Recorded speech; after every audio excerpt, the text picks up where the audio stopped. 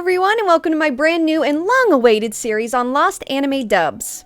And this may be the biggest understatement of the century, but voice acting is pretty hard. I mean, I have dabbled in some small projects here and there, but nothing on the scale of a full-on anime dub. And just apart from the constant criticism dub voice actors get and receive just because of the whole dub versus sub, Japanese is better than English dub argument that is constantly all over the anime community, there's also the extremely difficult task of matching the same energy, cadence, and just overall tone of original Japanese audio. My point to this is being a voice actor, just getting the role, grinding the auditions, putting in all the work just to have a nice anime dub, like a finished product that you are personally as a voice actor very pleased with.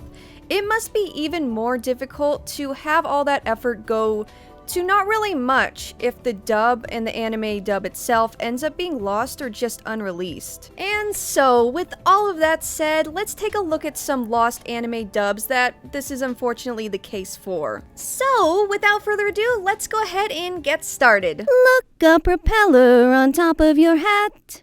Albert and Sidney, a boy and his cat. We're gonna kick off this video with an incredibly interesting lost dub and an equally interesting story behind it. The Adventures of Albert and Sidney is an English dub of the 1979 Doraemon anime series. Doraemon in itself has a lot of lost media as well as interesting stuff surrounding the series as a whole. Like, seriously. If there isn't a Doraemon iceberg video yet, there really needs to be with the sheer amount of interesting things you can find online surrounding the series. Albert and Sidney being only one small portion of that. Doraemon is a famous manga created in 1970 by mangaka duo Fujiko Fujio, though the character did make appearances as early as 1969 in children's magazines made by Shogakukan. While the manga officially stopped serialization in 1996 with 45 volumes following the death of Hiroshi Fujimoto, one of the duo, the anime remains strong today and there have been 3 anime adaptations in total so far. The adaptations are a 1973 version that's partially lost, the 1979 series that ran for a total of 25 years and is the best known iteration, and the current anime that began airing in 2005. The Adventures of Albert and Sidney is a dub of the 1979 series. To briefly explain the plot of Doraemon for those of you who are unfamiliar, it involves a robot cat missing his ears from the 22nd century. Doraemon went back in time from the 22nd century with a descendant of Nobita, who is the boy with the glasses who is the series' protagonist.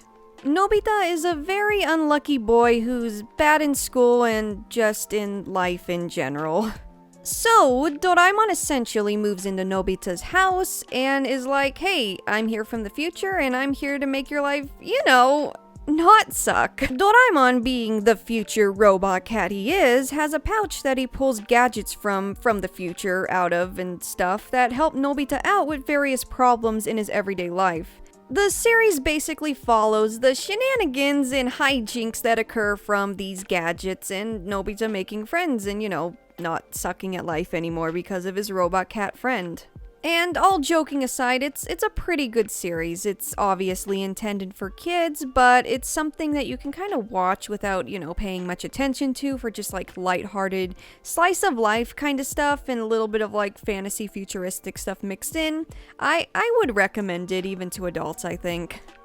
While there are multiple dubs of the Doraemon anime, Albert and Sidney is noteworthy in that it was originally intended for an American audience and was produced sometime in the 80s by a Canadian company known as Sinar Entertainment.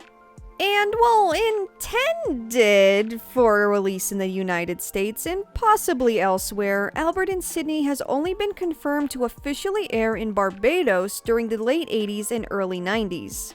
The voice cast included A.J. Henderson as the voice of Doraemon, who worked on a large number of animated projects during that time period.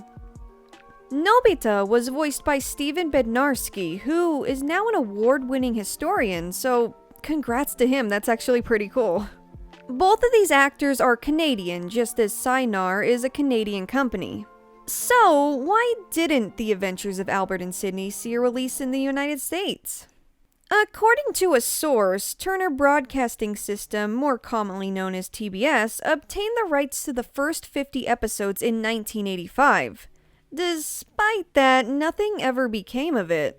And while no real reasons are confirmed, it's speculated that specific themes didn't translate well to an American audience. I mean, they likely just thought that the Japanese kind of aesthetics and culture didn't translate well to American culture, who would likely be confused by certain things and be kind of, a Brock's jelly donut situation, which, who thought those were jelly donuts in the first place? It's difficult for me to talk about this Sinar dub without talking about the momentous scandal the company was involved in later on.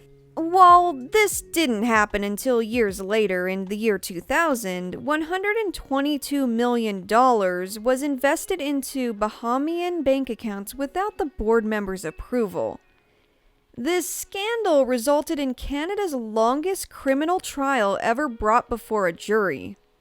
Sinar had also allegedly paid American screenwriters for work while continuing to accept federal grants and tax credits for the production of domestic content, although the names of Canadian citizens were credited for their work. So, long story short, Sinar's business practices were pretty sus. I'm obviously not going to go into the full details of this trial. I only state it because it's relevant to where the rights of the Sinar productions and properties are now. But if you do want to read up more on this trial and the details of it, I'll go ahead and provide a link in the description. It's pretty wild stuff. Oh yeah, and they also plagiarized a cartoon, so that's super cool of them. This long-winded trial ended in the dissolvement of Sinar, and the company is now known as Cookie Jar. It is worth noting, however, that DHX, now known as WildBrain, now holds the rights to Sinar's properties, as Cookie Jar's properties, same thing. But now I guess you could say that everyone's had their hand in that cookie jar, am I right? Though, with all of this information considered, who really knows who holds the rights to Albert and Sidney now? At least, I couldn't find any information on who. WildBrain Studios has owned the rights to Cookie Jar Entertainment, or Sinar as it was previously known, since 2012. Their dubbing license to Doraemon probably expired a very long time ago, especially considering the 2014 Bang Zoom Entertainment dub of the 2005 series that aired on Disney XD. This assumption is further backed up by the fact that Albert and Sidney is not listed in WildBrain's distribution catalog. Search efforts first began for the adventures of Albert and Sidney based solely on hearsay when a 2004 forum mentioned the dub and asked if anyone remembered it. Albert and Sidney was later mentioned in a forum thread about a dude taxidermying his cat and making it a helicopter also. I'm not clicking on those links, but y'all are welcome to look that one up on your own time. There it is on the screen. Nobody knew for sure if Albert and Sidney was a thing that legitimately existed until the NATPE 1987 issue of Television Radio Age magazine that was discovered and its existence was confirmed. The listing for Albert and Sidney found in this catalog also confirmed that Sinar was involved with the production and gave people an idea of where to start looking.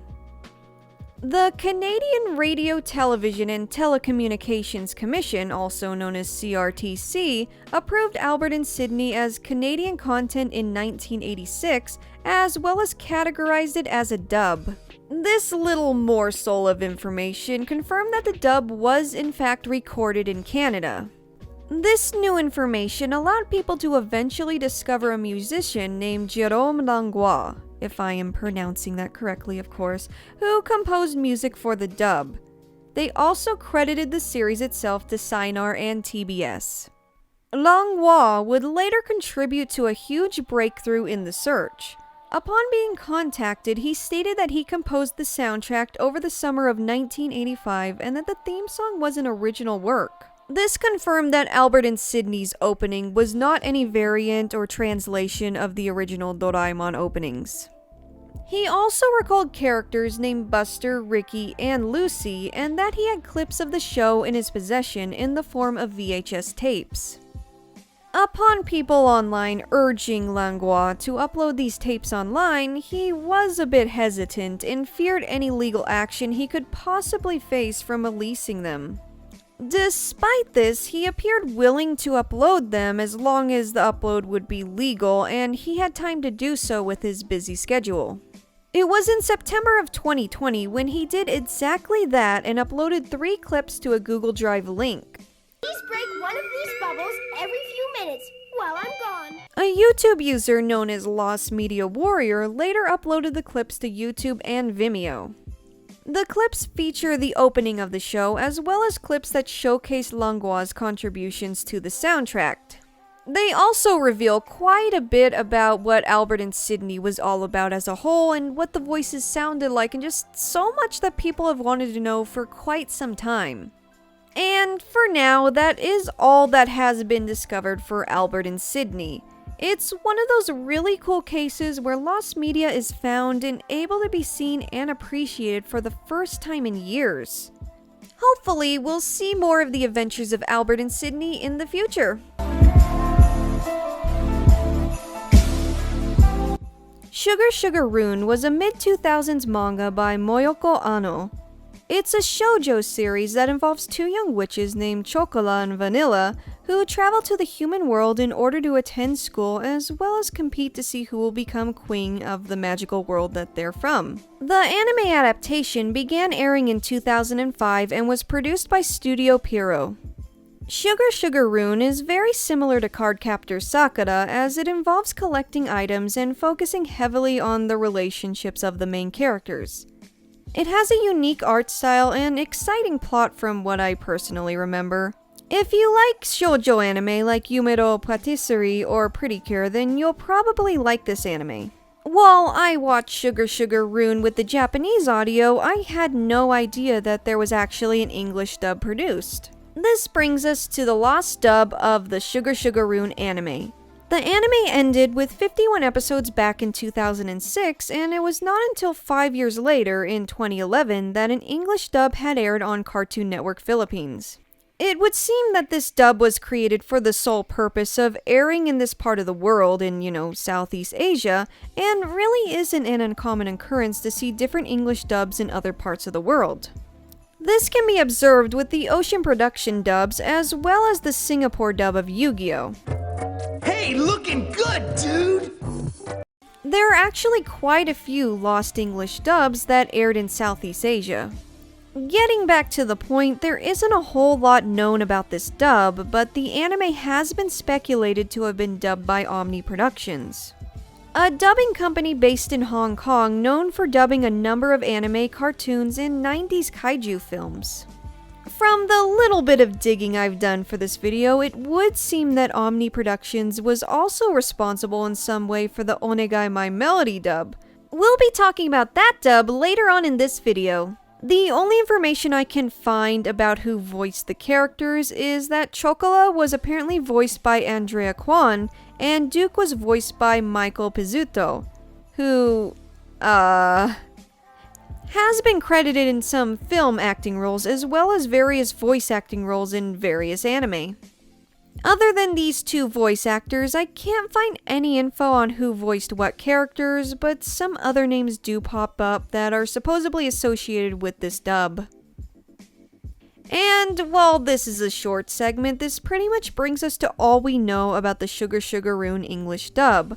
While not confirmed, it is likely that no home video release exists of the show, and no clips have turned up online as of right now, but maybe the video I'm making right now will change that. Maybe. It's unlikely, but, maybe.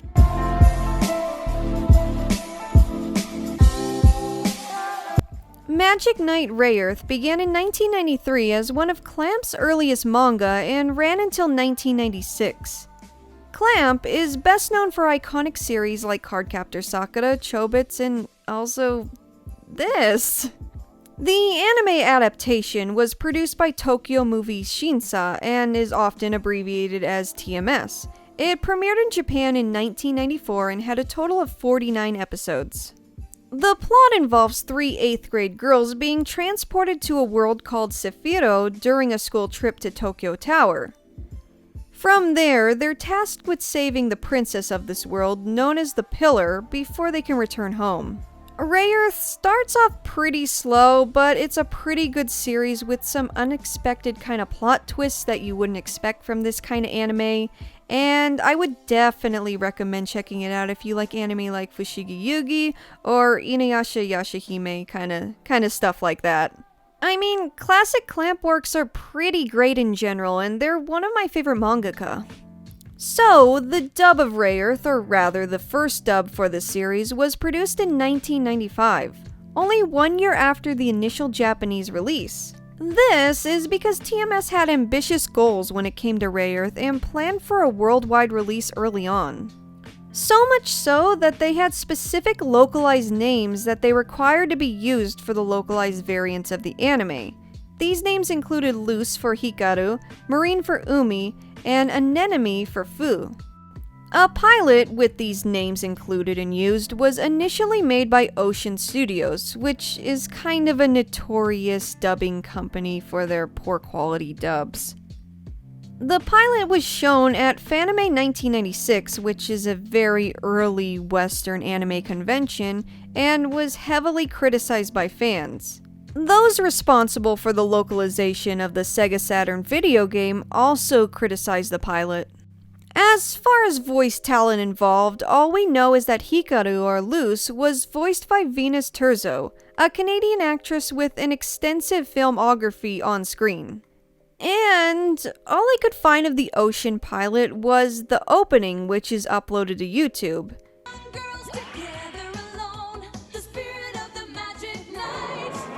It's not horrible, but it's not fitting for Rayearth. It's obviously very localized. So, with all that said, the Ocean pilot fell through and no episodes were apparently made, though, that's not confirmed. Let's fast forward to when 13 episodes of the series were reportedly dubbed by a New York-based company by the name of Summit Media Group. This company would later be involved with the Pokemon anime dub, though that wouldn't happen until a little later. This dub was intended to air in 1995 and was pitched to many networks including Fox Kids. It was, however, never taken up by anyone. This dub also reportedly used the localized names. There is a clip of the Summit TMS dub on YouTube and, well, it's really just an opening narration / trailer kind of thing, but it's really, again, not that bad. I mean, you don't hear any of the character voices in it, but it's kinda reminiscent of the Deke Sailor Moon dub, kinda with the wording and music and stuff, if that makes sense. It seems like a full effort was actually given to localize this anime, when most of the Western audience just wasn't ready for something like this yet, I think. It wasn't until 1999 when Magic Knight Rayearth would receive a proper dub and an official release. This 1999 dub was done by Media Blasters and used the original Japanese names rather than the localized English ones. Search efforts for these lost dubs are happening, though the only lead so far is the confirmed Fanime 1996 screening of the pilot, as well as some speculation that it could have been shown at other cons at the time as well. These unreleased dubs could be in the possession of a number of people, much like the unreleased Saban's Sailor Moon pilot was, but releasing it could prove to be a legal issue. Who really knows though, we may actually see it leak someday online. I mean, again, who knows?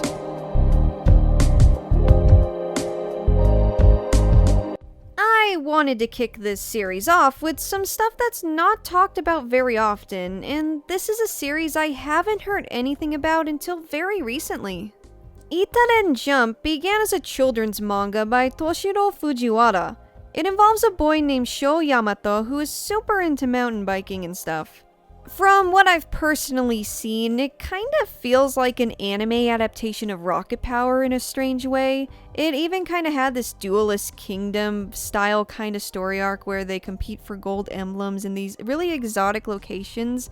It seems like a really interesting and unique sports anime and manga. As far as that anime variant, a 52-episode anime ran from 2005 to 2006 that was made by Aniplex and Trans Arts. The English dub of this anime apparently aired on Cartoon Network in the United States and was backed heavily by Hasbro, because toy line opportunities and stuff.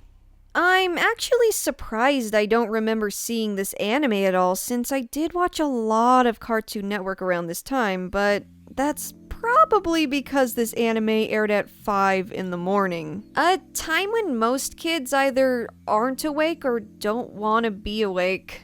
Because of this inopportune and awful time Cartoon Network forced the series to air, the toy potential just didn't happen. Sorry Hasbro, they can't all be Pokemon Hamtaro Bakugans, can they? 26 episodes were apparently dubbed of the anime, though some episodes were also available online as seen from website screenshots. An Animax Asia dub was also made, though this dub is also lost aside from one short promo. Animax will be mentioned a few times in this video, as well as a whole lot in later episodes, so let me go ahead and provide a brief summary of them real quick. Animax is a premium television station that broadcasts a wide variety of anime to a large number of countries in Asia. Animax has broadcasted and dubbed a tremendous amount of anime over the years, and a huge chunk of the dubs are lost. Needless to say, a lot of Animax dubs will be mentioned. Currently, only episodes 1 and 13 are found in full. Relax, no fear, because the man of the hour is here! 2 clips from other episodes have also been found, as well as that promo I mentioned from the Animax dub. There is a chance that some kid in the mid-2000s was super into mountain biking and just, happened to stumble upon this anime while watching Cartoon Network at 5 in the morning, and, happened to record episodes on the VHS tapes or some other media that couldn't be easily deleted like TiVo or DVR. It's possible. I mean, it's not impossible. Though, unfortunately, the majority of these English dubs of Itaden Jump are lost.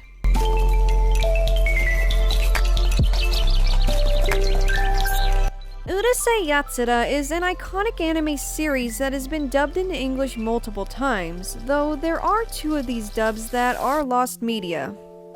The first one being called Alien Musibat or Musibat, which is trouble in Hindi from what I understand, and the second one is said to be titled Cosma the Invader Girl. The latter is one I've barely heard anyone talk about, and it's a weird situation because everything known about it so far stems from one single but very detailed 7-year-old Reddit post by a user named Turbo Guppy. But let's start from the beginning. Urusei Yatsura is the harem anime that basically walked in 1978, so other harem series like Tenchi Muyo could run in 1992. Urusei Yatsura established many elements of the harem genre that are still staples to this day. Oh, and for those of you who don't know, a harem anime is when a bunch of kirei bishoujo-esque girls like one dude, and the dude is typically very basic looking, and comedic shenanigans often center around this weird dynamic, and that's all you really need to know. At its core, Urusei Yatsura is more of a comedic series that focuses on short comedic segments, and harem anime didn't really exist when this came out. As I said, it kind of started the whole thing and got the ball rolling, but isn't really a harem anime in itself, or at least not a textbook harem anime. The plot revolves around an incompetent tool by the name of Ataru Moroboshi. He's perverted and incredibly unlucky. He also has a girlfriend named Shinobu who is way too good for him, and I really don't understand why he even has a girlfriend.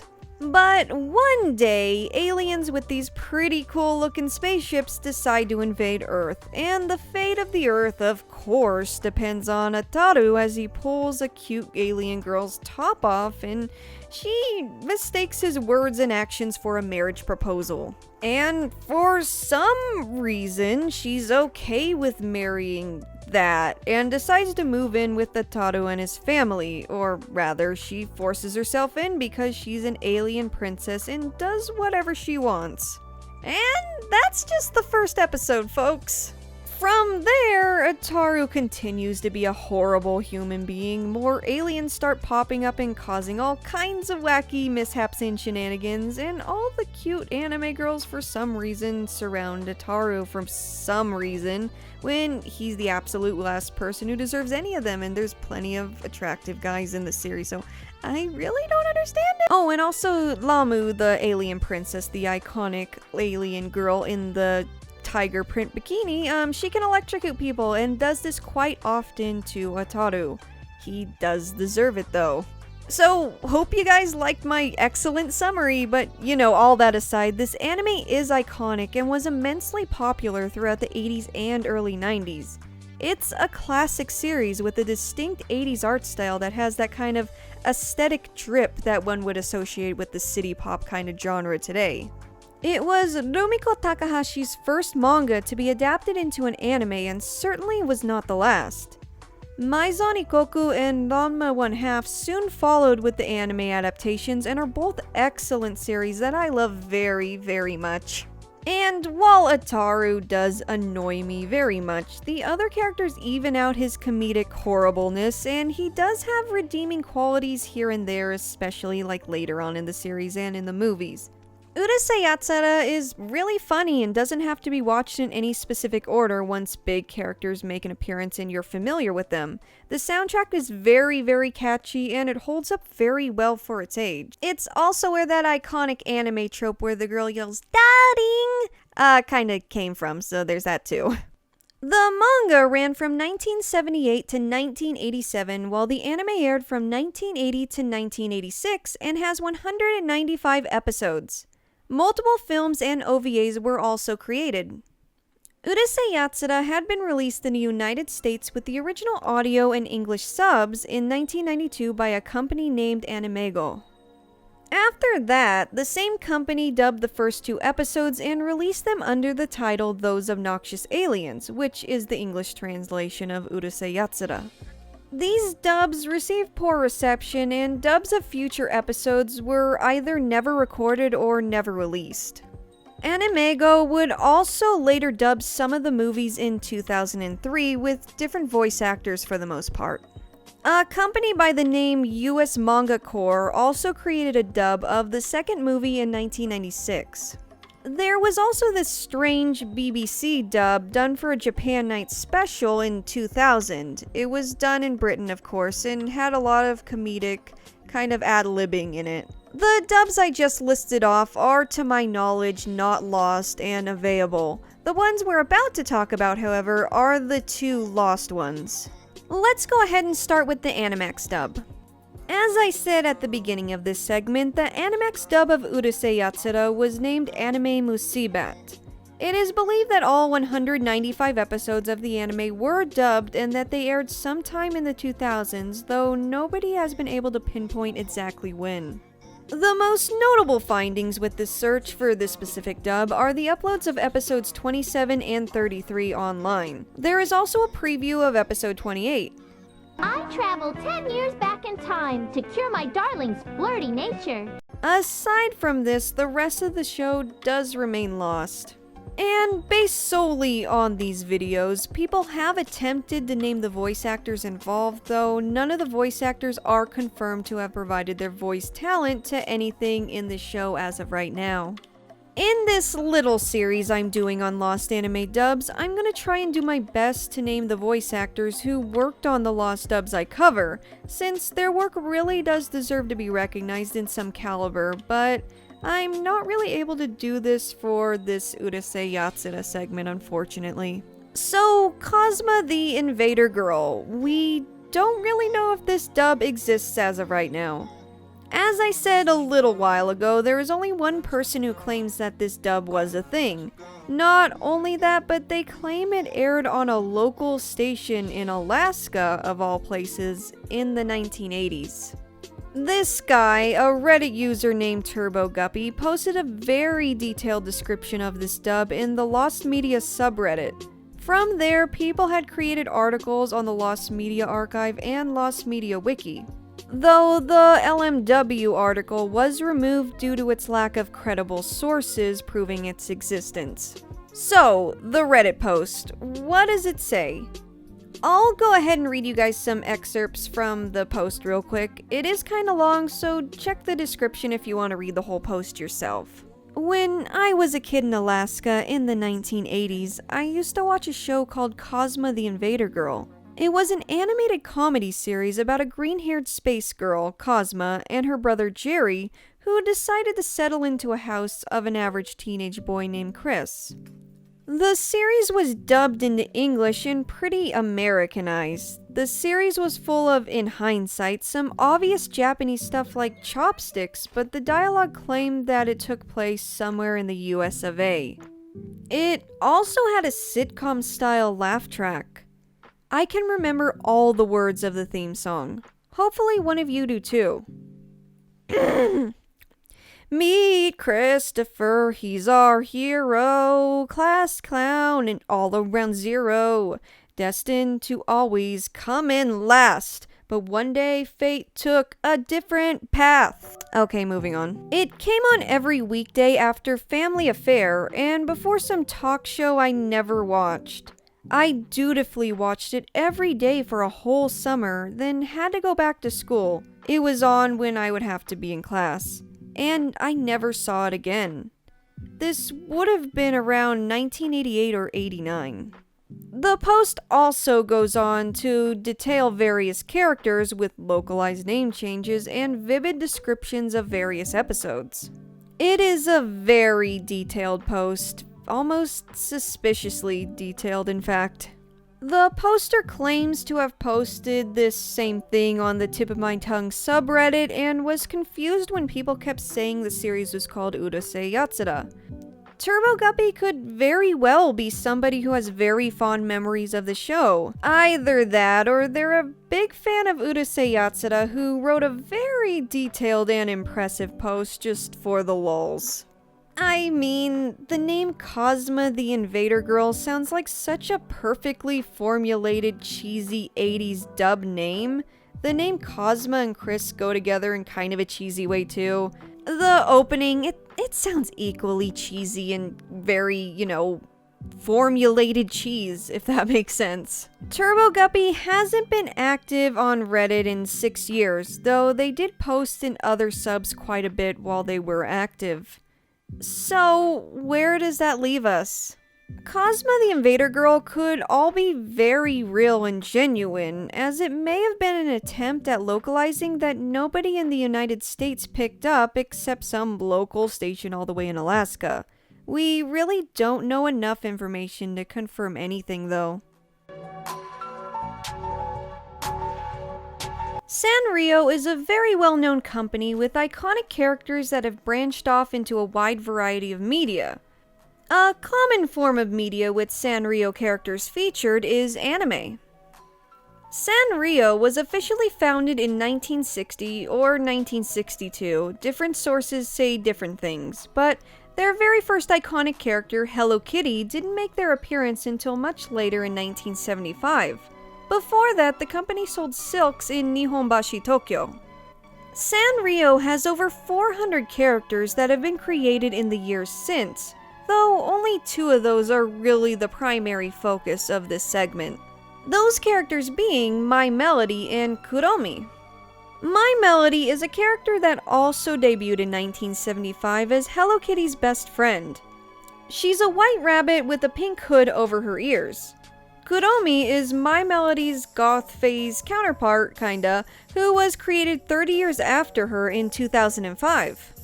She's kinda like how Mario is to Wario in a way, but unlike Wario, Kuromi is actually cute and endearing and, not Wario. These two are main characters in the anime Onegai My Melody. Onegai My Melody, localized with the title My Melody's Magical Adventure, was an anime produced by Studio Comet and aired from 2005 to 2006. The anime was written by Takashi Yamada, who was also a writer for Yumero Patisserie, an anime that I really like and was mentioned earlier on in this video. It's another magical girl series that involves collecting items. In this case, they're pink musical notes, as Kuromi messed up some stuff and made black musical notes that cause nightmares. And, from what I read, pink notes are dreams, so it's good versus bad and the pink notes are bad. And they do this good versus evil kind of balance thing for a long time, since there are a few sequel series and even a prequel to Onegai My Melody with a different human girl. Needless to say, this combination of cute, popular Sanrio characters and a magical girl anime was very popular. The original Onegai My Melody anime spawned 52 episodes, and while it's unknown how many episodes were dubbed of the series in English, the dub version is completely lost. The dub, My Melody's Magical Adventures, is speculated to have aired on Cartoon Network Philippines at the very least, though a source does claim that this dub was also set to air on the channel Cartoon Network 2 in the United Kingdom, though there is no confirmation of this. The voice actor for Kuromi, Emily Wu Zeller, has stated that the dub also aired on Animax Asia. This is not completely confirmed, though very likely, as other voice actors who work with Animax regularly are among the voice cast. This includes Andrea Kwan, who we talked about in the Sugar Sugar Rune dub, voicing My Melody, and Mana Fujisaki. Kwan also voiced My Melody in the dub of the 2008 CG series The Adventures of Hello Kitty and Friends. These apples must be green, but we can't. Other voice actors include Alexandra Levitch as Uta Yumeno and Candice Moore as Kakeru Kogure and Miki Sakurazuka. Info on who voiced who in the main cast seems to be available for the most part. There have been some kind of notable findings in the search for this dub, as Emily Wu Zeller's resume has confirmed that she voiced Kuromi. Mediaset, an Italian television provider, also at some point had listed the show online as My Melody's Magical Adventure, the title used for the English dub. This could possibly suggest that they have the rights to the English dub, or that the Italian dub was based on the dialogue of the English one. There's also this eBay listing for a DVD of the dub, but when I click on the link now, it has the My Melody title in the tab, but the listing itself is for a completely different anime now. This comment on the Lost Media Wiki article claims it's just a fan sub with low quality visuals though. There also existed a short low quality YouTube clip of the dub that was uploaded years ago when the show was still airing. It has since been taken down due to copyright issues though. Despite that, there is this interesting comment describing the voices by someone who says they saw the deleted clip years ago. And this is where the search is at currently. I notice a lot of people do really want to see this dub found, and hopefully some form of it pops up again in the future.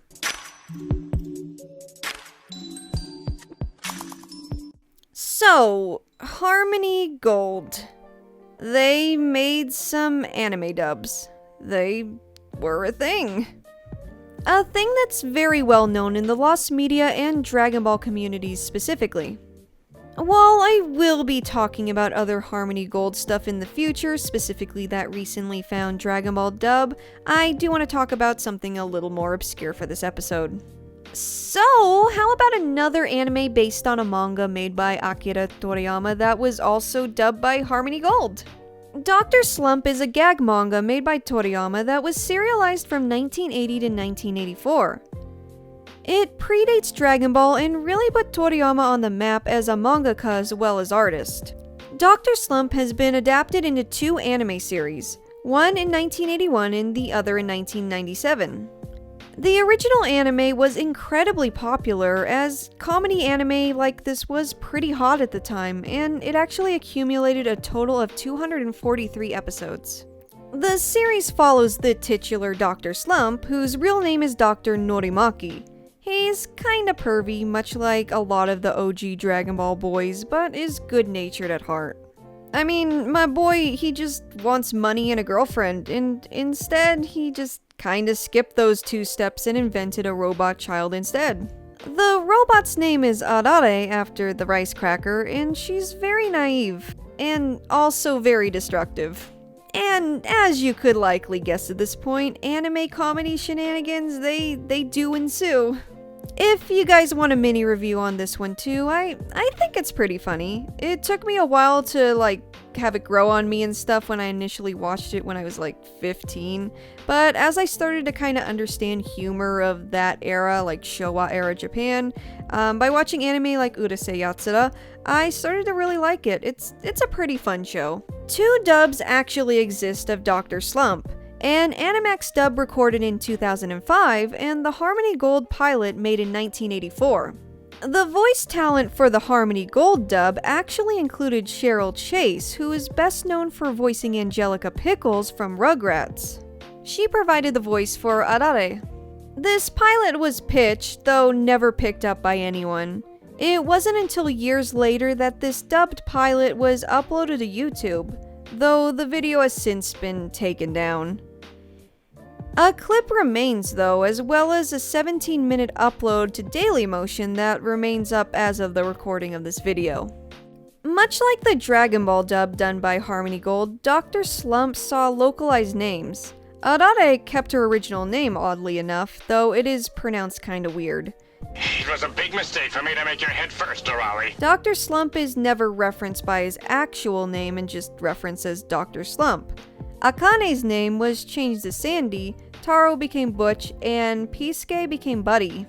The voice acting is to be expected from a mid-80s English dub, but it's interesting to see an attempt to dub a series that's made up of Japanese-style humor primarily.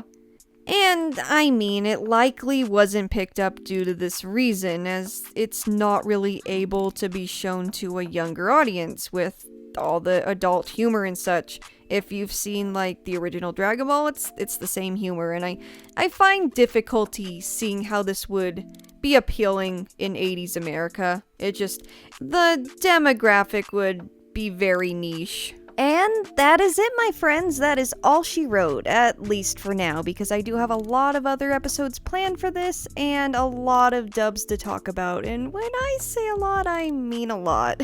So if the dub that you wanted me to talk about and you commented and asked me to talk about isn't on here, then it will likely be in a future episode because, like I just said, there are a lot of anime dubs. And if I sound very tired, it's likely because I very much am tired right now. I actually had to re-record and make this whole video twice because my computer decided to not be cool with the first one for some reason and corrupted a lot of files. So this is the second take. It's a little late. I am sorry for that, but I am so tired after making a 40-minute video twice. But yeah, if you guys like my content, I do a lot of Nintendo and anime and just general lost obscure stuff. I have a 3rd episode of the Lost Media of Japan series I have that I am working on, as well as a few Nintendo videos about lost and obscure Nintendo stuff as well. So look forward to that. That will be in the near future. They're already in the works, so expect to see them within I don't know,